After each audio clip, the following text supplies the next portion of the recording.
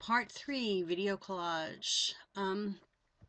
Here we go with where we left off from part 2. We have our filter, we have our mask. We used different brushes to kind of erase part of that filter away.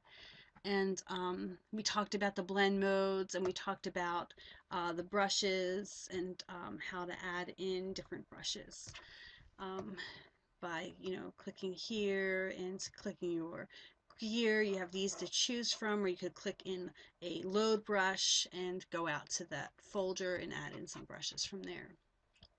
Right now we're going to talk about the history panel, and the history panel is found on your toolbar. This guy right here, it looks like this, 3 squares and an arrow.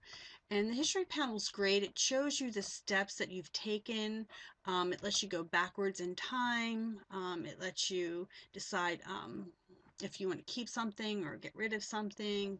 Another great thing about this is that you can kind of like capture time as you move through. So if I created a snapshot here, I actually am creating another set of history that I could go back and say, oh, I want to reset my project to this point where I have the filters, where I can go back and say, I want to reset my project to this point without anything brand new.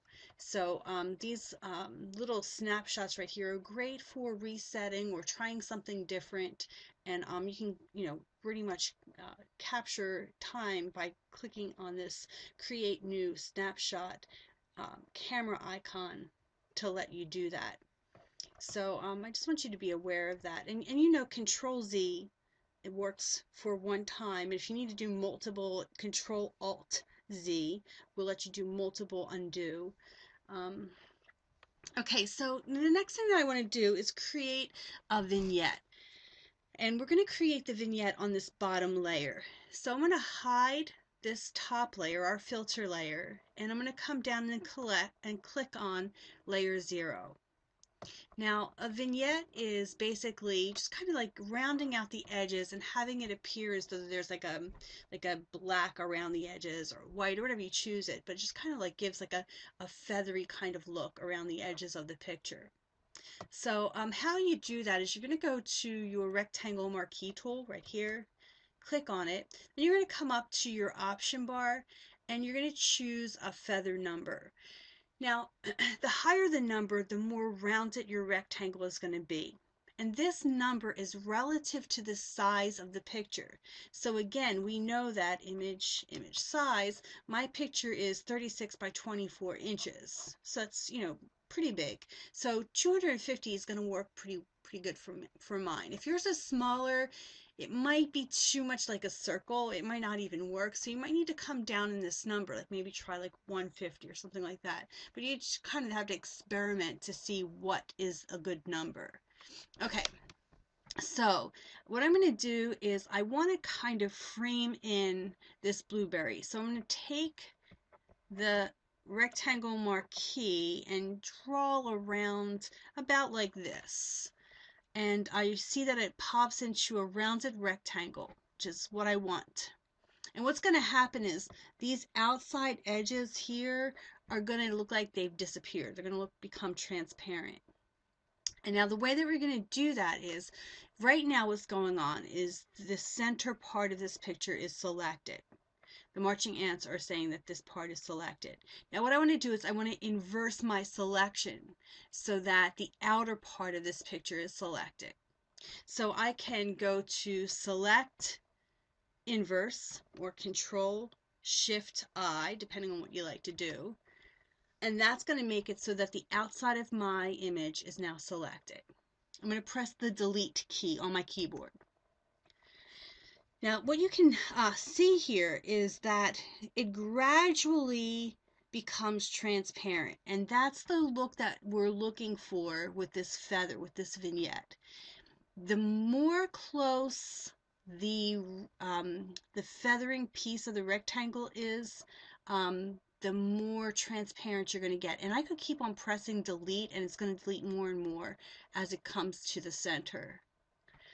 So at this point, it looks the way that I want it to. So I need to get rid of my marching ants. So I'm going to press Control D to deselect. And now I have my picture the way I want it. Now I need to make this pop a bit. So I'm going to come over to my layers. I'm going to select new layer. And I'm going to drag this down to make this more room, and then just drag in this layer 1 and make it underneath layer 0. Then I want to come over to my foreground color and make sure that I have black on top. Um, you know that D on your keyboard resets your colors, and that would put the black or the white on top, and you can press X to change the colors for foreground and background. Then I'm going to come up to my paint can tool, which is this guy right here. Now, it may show as a gradient tool, or it may show as a paint bucket tool or 3D material drop tool. You're going to use the paint bucket tool, and just click on the background and your layer will automatically fill. And you can see what happens. Now we have that vignette look, and the areas where it was transparent, you can see it kind of like coming through. I'm going to add in my filter layer just to see what I get there. And now I want to compare what this looks like with the vignette to not having the vignette. So I'm going to go back to my snapshot, and it does look I think a little bit more defining with the vignette. I'm going to take a snapshot of this so I have it, and I'm going to come back, and maybe I'm going to go over to my filter and get my brush and maybe like brush off some of the corners.